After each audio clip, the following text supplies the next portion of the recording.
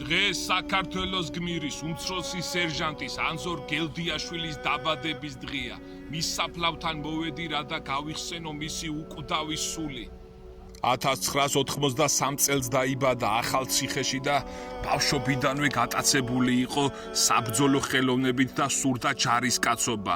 სავალდებულო სამსახური როგორც მოიხადა, მაშინვე საკონტრაქტო სამსახური განაგრძო. სამშობლო და დედა ყველაზე მეტად უყვარდა მას და პირველ რიგში დედას უთხრა, როდესაც ცოლი მოიყვანა.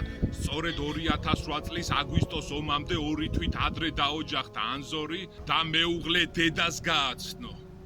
როდესაც ომი დაიწყო, მან ოჯახის წევრებს უთხრა, რომ იგი ვერადავერ დაიძინებდა და ვერადავერ გაჩერდებოდა ერთ ადგილზე. სწორედ ამიტომ უშიშარი ანზორ გელდიაშვილი ომში წავიდა.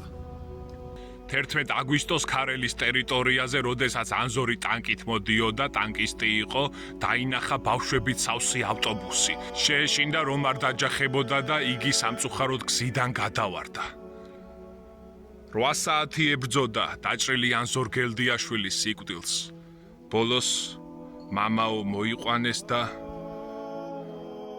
ანზორმა ზიარება ითხოვა. მამა სერაფიმემ აზიარა და გააცილა სასუფევლის გზაზე.